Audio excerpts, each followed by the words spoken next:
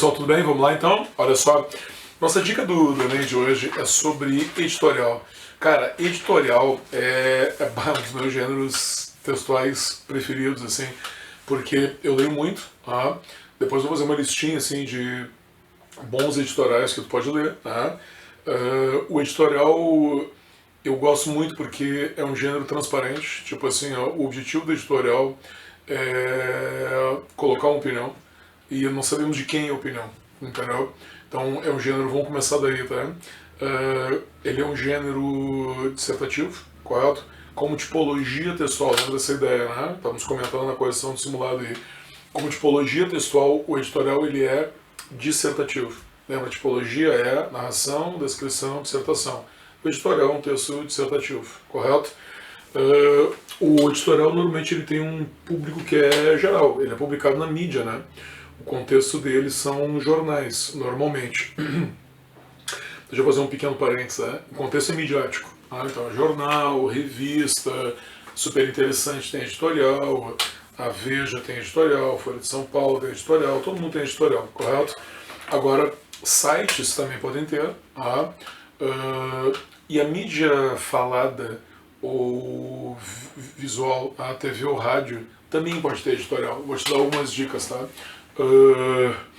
Por exemplo, muitas vezes é necessário que o jornalista expresse a opinião da empresa. Então, os jornalistas mais consagrados, por exemplo, antigamente na RBS, quem fazia isso era o Lazer Martins, lembra aquele do Choquezinho, correto? Na Rádio Gaúcha, onde vocês ouvem futebol, é o Pedro Ernesto Denardim, que são os caras que expressam a opinião da empresa. Então existe uma versão do editorial na TV e também na mídia falada na rádio, correto? Então, mas o contexto ele é predominantemente midiático.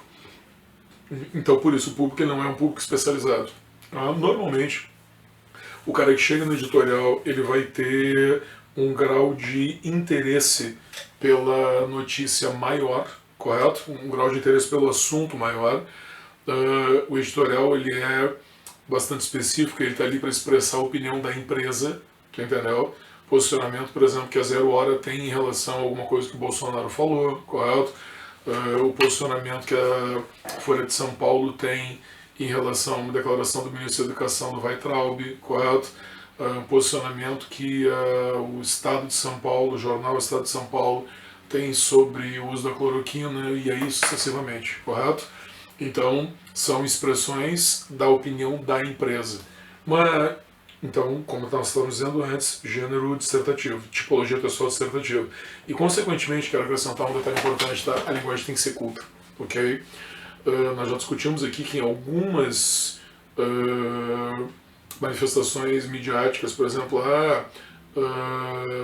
na parte dos esportes, às vezes há uma certa condescendência, tu faz uma brincadeira, uma ironia, uma linguagem mais engraçadinha, mas no editorial não, correto? É a face da Zero Hora, é a face da Folha de São Paulo, é a face do Estadão que estão ali presentes, correto? Então a linguagem sempre é curta. Um detalhe que eu queria acrescentar, estendendo que eu coloquei no livro aí, o editorial ele tem a seguinte característica, né? Ele pode ser feito por um jornalista só, mas muito raramente ele é assinado, entendeu? Porque assim, não é a opinião daquele jornalista, vocês entendem? Grande parte da mídia, ela é de famílias, né? Por exemplo, a Folha de São Paulo, uma família chamada Frias Filho, a Zero Hora da família Sirotes, que o Correio do Povo também era de uma família, agora foi vendido para a Record. A Rádio e TV Pampa de Porto Alegre são de uma família aqui do Rio Grande do Sul, família Gadré. Então, assim, é a opinião dessas pessoas. Nós entendemos que é a opinião da empresa. Então, tu chama um jornalista mais experiente, ele faz a editorial para ti, mas ele não assina. Entendeu? É como se fosse sempre a representatividade dessas empresas, correto? Ou é um jornalista, ou muitas vezes numa reunião, entendeu? Botamos 3 ou 4 jornalistas mais experientes, discutimos o assunto, aí fazemos, alguém abre o computador, eu começo a escrever, o que eu digo aqui, o que eu acrescento ali e por diante. O editorial também pode ser grupal, correto? Pode parecer que é uma pessoa só, mas muito costumeiramente foi o grupo dos jornalistas mais experientes ou o cara top que escreveu, beleza? daí a linguagem ser sempre culta, né? Qual é a finalidade, pessoal? Vocês lembram daquela tabelinha de gêneros textuais que tem lá no site, né? Gênero, público, contexto, finalidade, linguagem, função da linguagem. O que nós já vimos? O gênero editorial, o público é um público em geral, mas normalmente mais qualificado, correto? Mais interessado, mais necessitado dessa informação. Contexto é mídia. Qual é a finalidade? É convencer, ok? Convencer sobre a posição que a empresa tem em relação a determinado fato, correto? Ser contra ou ser a favor, criticar ou elogiar, e aí sucessivamente. Tá? Vamos fazer um pulo agora aqui. Se eu te digo que a finalidade é convencer, ok? Já lembra que nessa tabelinha eu já te disse, tá? A antepenúltima e a última coluna da tabela são as mais relevantes, tá? Elas são sempre coerentes entre si. Tudo que tem finalidade convencer vai ter que ter função apelativa, correto? Qual é a função apelativa aí? Eu quero fazer vingar o meu ponto de vista, entendeu? Eu quero, por exemplo, apoiar a atitude do presidente, ser contra a atitude do presidente. Eu faço um editorial e vou lá apoiando o governador do Rio Grande do Sul. É isso aí, tem que manter a quarentena. É isso aí, tem que liberar a quarentena e aí por diante. Finalidade, então, apelativa ou conativa. Beleza? Conjunto total, então, se o gênero é dissertativo, lembra? Perdão. Se a tipologia textual é dissertativa, então a finalidade tem que ser convencer e a função da linguagem tem que ser apelativa ou conativa. Beleza? Antes de nós analisarmos o editorial aqui, quero te dizer, tá? Melhores editoriais mais conhecidos, assim, do Brasil hoje. Folha de São Paulo, tá? É claro que na Folha de São Paulo hoje, se tu abrir a folha, né? Vou abrir a folha para ver aqui, tá? 99% das vezes os caras estão falando do governo, quase sempre sobre economia e o corona, correto? E a postura é quase sempre contra. A Folha de São Paulo é contra todo mundo, é contra o Witzel, é contra o Bolsonaro, é contra o Dória e aí sucessivamente. Então é um editorial bem direcionado, correto? É um bom exemplo como gênero textual ou não. A FU, que é a lei da 0 hora, bom também. Tá? Realidade mais local, uma opinião com comprometimento também, tu entendeu? Não tem problema. Vários outros jornais são interessantes. É o País, interessante. As revistas de publicação nacional, interessante. Tá valendo todos, correto? E o detalhe que eu sempre te digo, né? Da internet. Não tem nenhuma obrigação de gastar para fazer isso aí, correto? Tá, então agora eu vou no livro e vou ler na aula, justamente na aula 16, o editorial que vocês têm que fala sobre, casualmente, a relação Bolsonaro e Moro. Mas olha só, eu escolhi esse editorial um tempo atrás, né? Era quando Bolsonaro e o Moro estavam mais próximos, correto? Quando havia uma proximidade maior entre eles. Então vou esperar um minutinho, tu vai lá no livro e abre na aula 16.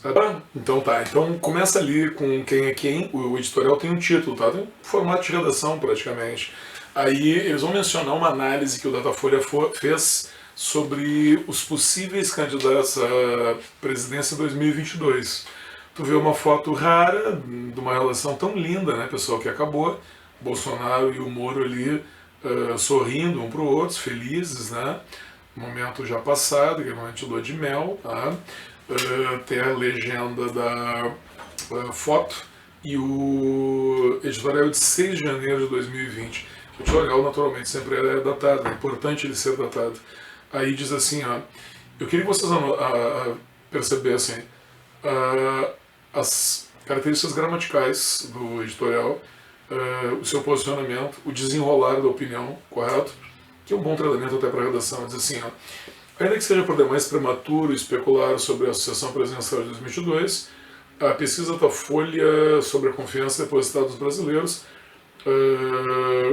em liderança e potenciais candidatos fornece informações valiosas acerca do novo cenário político nacional. Então isso aqui é 6 de janeiro, logo depois do novo presidente assumir. Então nós estamos especulando sobre em quem o brasileiro confia, correto? Decorrido um ano do governo Jair Bolsonaro, o descrédito nos tradicionais do quadro partidário permanece.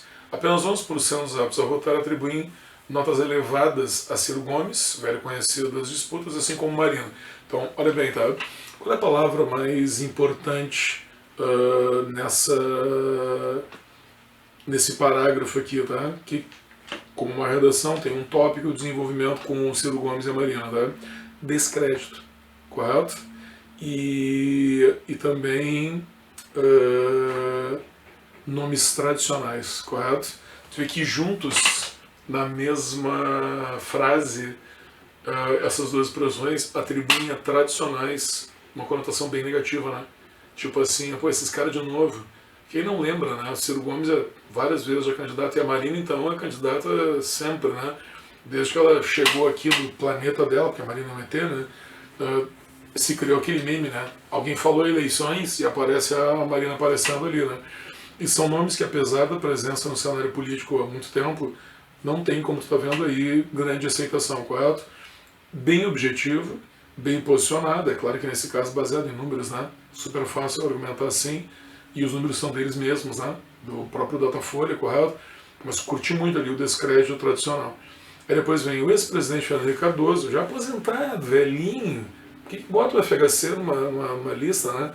Tem 10%, o negócio dele é palestrinha, advogar pela liberação da maconha, velho, tá loucão, né? Mas está ali na tabela. Ainda mais fraca é a credibilidade do governador de São Paulo, João Dória, que em tese está à frente da renovação tucana. Não mais de 7% dos entrevistados conferiram a ele índices de confiança de 9 e 10, as maiores escalas iniciadas em 0. Tu vê que aqui a Folha deu uma cutucada fundo Dória, né?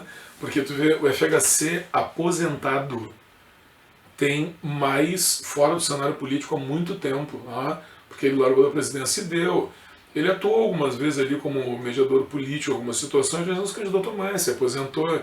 E o Dória, que teoricamente, como ele diz ali, né, é o cara que se apropriou do PSDB em São Paulo, né, onde o PSDB é mais forte, é meio que um Trump no Partido Republicano, foi lá e tomou conta, entendeu? Pegou na mão grande, como se diz no português coloquial, tá atrás do FHC. Ah, o FHC tem uma história, tal. Não, mas o Dória também teria uma chance de fazer história e não está fazendo. Qual é a expressão forte aqui, tá? Duas expressões, ainda mais fraca a credibilidade, tá? É uma constatação pelo número. Mas eu curto aquela palavra ali, ó, em tese. Está à frente da renovação. Em tese, por quê? Porque não está renovando, né? Porque não está tendo a credibilidade suficiente. Beleza? Próximo parágrafo. Caso à parte, entre os líderes estabelecidos, Luiz Inácio Lula da Silva mantém o reconhecimento de 30% dos eleitores, graças em especial ao Centro do Nordeste, onde recebe 49%. Tu vê que na constituição desse editorial, que é uma análise política da perspectiva futura, eles atribuem ao Lula o reconhecimento de 1/3 dos eleitores, né? Mas também dá uma cutucadinha, mas é no Nordeste que tu tem destaque. Tirou o Nordeste, risco o Lula. Agora é interessante, ó. Agora eles vão dedicar, ao contrário dos outros presidenciáveis, digamos assim, eles vão dedicar um parágrafo em especial para o Lula. Ofuscam tais números, entretanto, as incertezas jurídicas em torno do ex-presidente, condenado sob acusação de corrupção, no momento inelegível e ainda alvo de mais processos, sob-se a isso a escassez de outros líderes de projeção nacional no partido. Então tu vê que eles dão uma desmerecida full nos 30%, né? Não adianta 30% e ficar inelegível daqui a pouco. E no PT só tem tu, correto? Só tem tu, Lula, beleza? Tu vê que é a questão da opinião, né? Isso é a Folha escrevendo sobre o Lula. Não tem nada pessoal nesse caso de impessoal. Entendeu? O cara escolheu os argumentos, mencionou a inelegibilidade possível porque ele quis, porque ele quer constituir uma opinião, descarta o Lula. Entre os emergentes, olha os emergentes agora, veio o apresentador de TV Luciano Huck, que pontua bem, com 21% do país. Olha o Huck, gente, mas a Angélica não vai ser mais a primeira dama, né? E 28% para no Nordeste com nota média de 5,1, do Lula é 5. Se vier a ser candidato, não sou improvável que faça sessões à centro-esquerda para se contrapor ao Bolsonaro e disputar os lulistas. O Huck no centro-esquerda, olha, tu vê que aqui eles estão fazendo comentários que não fizeram para os outros, né? Curiosamente, né? Mas esse aqui eu acho que está meio fraquinho, né? Mas tudo bem, deixa assim. É opinião, correto? O cara imagina que o o Huck vai para centro-esquerda, até porque a Globo é comunista, né? Aí depois, no governismo desponta o ministro Sérgio Moro, ó o Moro aí da Justiça, agora ex-ministro, que conta com a elevada confiança dos pesquisadores, 33%, que engraçado, né? Bem superior aos 22% do próprio Bolsonaro, né? Que também foi avaliado na pesquisa, né?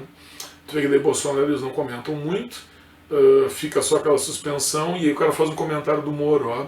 Se parecerem claras as opções políticas do ex-juiz Lava Jato, uma hipotética candidatura presidencial de 2022 teria passado por um complexo cumprimento com o Planalto. Já aconteceu, entendeu? Já era, não precisa mais ter medinho.